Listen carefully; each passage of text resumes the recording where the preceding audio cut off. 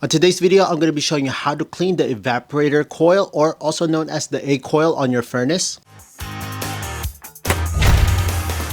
You've seen me make multiple videos how important it is to clean the AC condenser outside of your home. This is about as equally as important as doing that. Your furnace pushes all that air and it has to pass that evaporator coil. Your evaporator coil fills in with refrigerant, and that's what makes all that cold air pass through your vents onto your home. Now you're probably wondering, how does my evaporator coil or A coil get even dirty? Well, you know that filter that you change 1 or twice a year? If you don't have a good seal on that, or if a crack in there and it goes through, or if you don't even have a filter at all, which I hope you do have a filter, all that dirt, dust, and debris passes through that filter and gets trapped on your A coil, collecting all that dust. Now, what are the benefits of having a clean evaporator coil? Well, you're going to increase your efficiency. You're not going to have your compressor or your fan work so hard. For just curiosity, I had somebody come out here and take a look at how much it would cost me to have them clean. Well, it ranged up to over $1,000. Now, depending on how easy it is to get to your A coil, if they're having a hard time to pull out or get access to those fins, which I'll show you in a bit,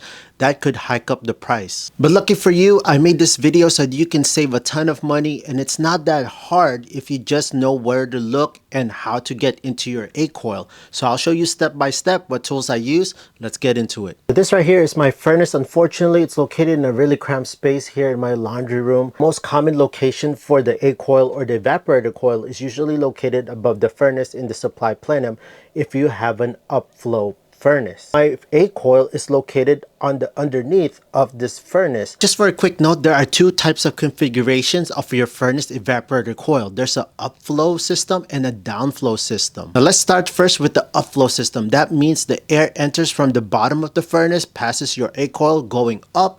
This is common in basements, and that means that your A coil is located above your furnace. Now, the downflow system is the complete opposite. The air enters the top of the furnace and it blows downward, and this is most common on attics and crawl spaces, and that means that your A coil is located below the furnace. Now, a great example of this is my system. Air enters from inside my house because I have an attic and a crawl space, so my filter is actually located in the hallway of my house. The air enters through there and goes on top of my attic, goes down furnace, and then it blows down towards the A coil, which goes through all the vents in my home. So here's my furnace. I'm right on the bottom. Unfortunately for me, I have all these obstructions, these pipes, and it's blocking the A coil because these pipes are going right underneath the crawl space. If you have an upflow furnace, you probably have it better because your A coil will sit on the top. It can easily pull out the A coil on a tray and you can clean it from there. I'll have to work what I've got because the A coil is in there, and I'm going to try to tackle and clean this A coil while it's inside. Okay friends, so let's take out the box. Now before we go start the job, I want to tell you the main tools that we're going to be using on this job. The first thing I'm going to use is this foam blaster. This is made for your evaporator or your condenser coils. So if you're planning to clean your condenser on your AC outside, this will work. This is what I used on my last video when I showed you how to clean my condenser. So if you're interested on the video, I'll leave the link right here. And this is also great for your A coil as well. So this is great because if you use it for your A coil, you don't have to use water, but I'm still going to be using water later on to wash it off. But if you don't, you can use the condensation to clean and just spray and let the condensation do its thing. You can use this Klein nut driver, which is great because it has different sizes. Just so many sizes all in one. To make things a little bit faster, you can use an 8mm nut driver bit and use one of this low impact Black & Decker cordless screwdriver. Most important tool that we're going to use to clean this, and I got this off of Amazon as a kit. This is the main tool that's going to shine today. What we call a fin straightener or an A coil brush, and we're going to use this to clean out all the dust and debris out of that coil. Lastly, I'm going to be using this spray bottle with just water in there to rinse off this foam blaster. If you're interested on any of the tools I use this, I'll leave all that link on the description down below. Just scroll down and check out all those links. I made it easy,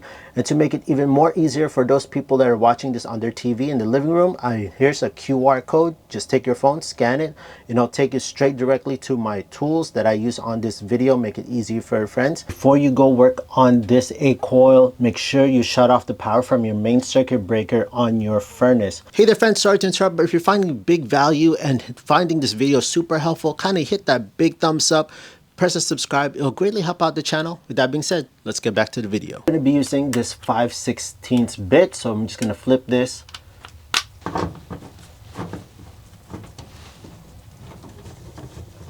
Pull out the cover. Looking right there, you can see that I have a little bit of dirt and dust on top of this A coil. This being a downflow furnace, that means the air is coming from up there, going down here and going to the vents down below. And you can see the condensation of this A coil right here. Now, if you have a upflow furnace, which is the most common one, then the air is coming up, going out, up above, and going out to your vents. Then we have to remove this cover right here. But I'm curious, let's go and take out this cover on this A coil and let's see what's inside. So I got most of the screws out, but unfortunately I have two problematic screws located right here. I got one and one right there, so two, because this cover's in the way and I can't pull this A coil out. So I'm gonna have to use this 5/16 to get access on that. It's what we gotta do. Okay, got that last screw, which is this black screw right here. Now, if you're wondering why my hands are wet, that's totally normal because this is an A coil. It cools down and when it evaporates. So that's why you have all this condensation water right here, which drains out on the drain, which the drain for me is located right there. Really wanted to show you what was inside of this, but I can't get this out because I have a downflow system, so there's really no reason for me to take this out. Okay, let me try to sneak my camera in there. So if you look in there, there are the fins inside and it's looking really clean. I have the vent going down because I have a downflow furnace. The air is going through right there to the vents. I have an upflow furnace. The air will be coming through the inside of these fins and up. The fins are really clean because all the air in my system, which is my downflow system, is coming from up above and hitting the fins over here. That's why I have dirt in here. Now take notes, friends, if you have an upward flow furnace, this right here, all these obstructions will not be here because it was designed for you to be able to take it out, or a service repair guy to be able to take this out easily. Now, this was all in the way because there's no reason for me to get in there since all what we need to worry about is outside of this A coil. I'm gonna do my best not to damage those fins because those are very delicate. I'm gonna use the same hose that I used to clean my dryer vent. But if you're interested on this hose, which is great, I love this because you can get any vacuum, just like with here, I have my house vac, and you can just feed it right there. Now you can just use your regular vacuum. If you're interested on this hose, I'll leave the link on the description down below as well. And there's some dust right there that's collected. Now I'm gonna do the same thing on the other side.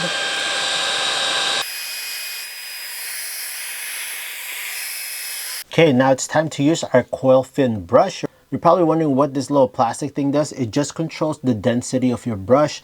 I'm just gonna leave it right on the bottom right there. Now it's already a very tight squeeze in here. I'm gonna do my best to, to show you with my camera. My A coil is not that dirty. That's why you're not seeing, but trust me, I've seen A coils that are just covered with lint, dust, and debris. And you'll see it because this thing will be covered with dust. It kind of looks like when you take out all that lint from your dryer.